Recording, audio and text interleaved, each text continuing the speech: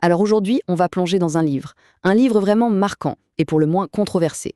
On parle d'un ouvrage de 1895 qui avait une ambition folle, rien de moins que de dévoiler les forces cachées, les lois invisibles qui décideraient du destin des peuples. Allez, on y va.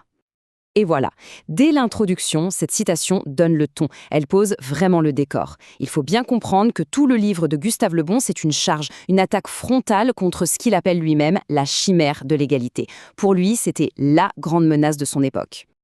Pour bien saisir sa pensée, il faut se replonger dans le contexte. On a la fin du 19e siècle. L'idée d'égalité, elle gagne du terrain partout, c'est vu comme le sens même du progrès. Mais pour Le Bon, c'est tout le contraire. Pour lui, c'est une véritable hérésie, une illusion, et même une illusion dangereuse qui va à l'encontre des lois de la nature. Et là, on touche vraiment au cœur de sa pensée. Selon lui, tout ce qu'on voit, les systèmes politiques, les lois, même l'éducation, tout ça, ce n'est qu'une façade, un habillage superficiel. Le vrai moteur, ce qui fait qu'un peuple avance ou recule, ça se trouve bien plus profond, à un niveau presque inaccessible.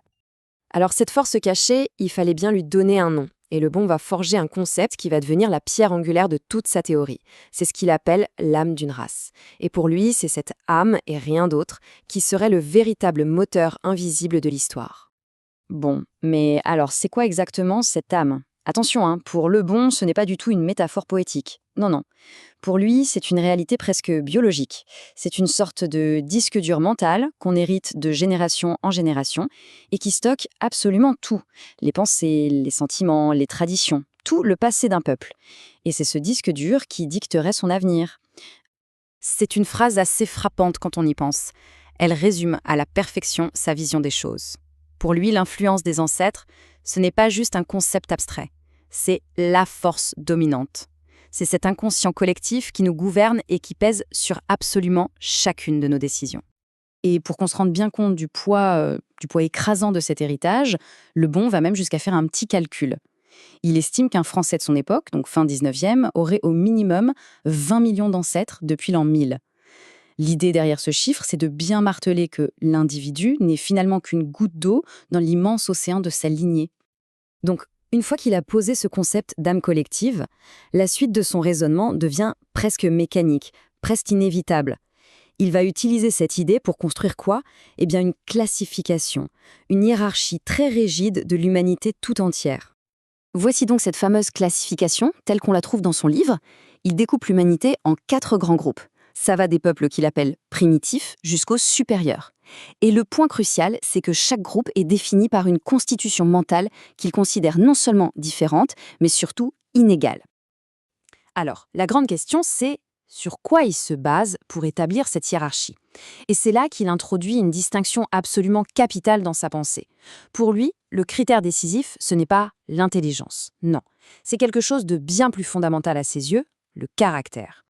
Cette phrase, c'est vraiment la clé de voûte de tout son argumentaire. L'intelligence, après tout, ça s'acquiert, ça se développe.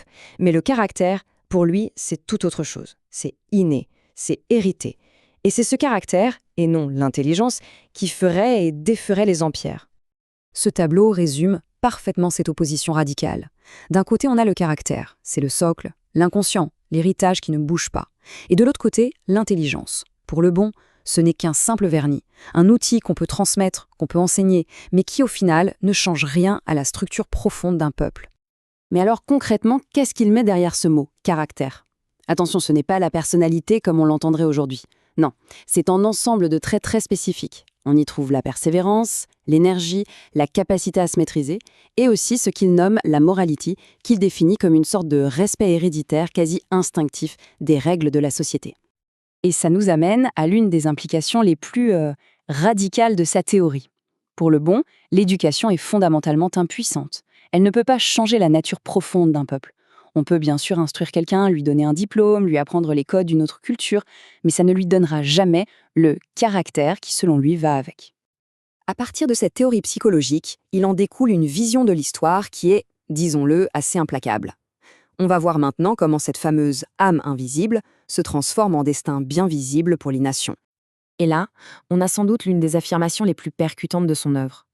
L'idée est simple, ce ne sont pas les lois, ce ne sont pas les constitutions qui façonnent un peuple. C'est l'inverse. C'est l'âme d'un peuple qui produit, presque, organiquement, ses propres institutions. L'image qu'il utilise, c'est celle de la coquille, produite par l'animal qui vit dedans. Et pour prouver son point de vue, Lebon va utiliser un exemple qu'il considère comme la preuve ultime, la comparaison entre les deux Amériques. D'un côté, il y a les États-Unis, de l'autre, les républiques hispano-américaines. Sur le papier, dit-il, les institutions sont les mêmes, des républiques. Mais les résultats? Eh bien, ils sont radicalement opposés. Sa conclusion est donc sans appel. La cause n'est pas politique, elle est psychologique.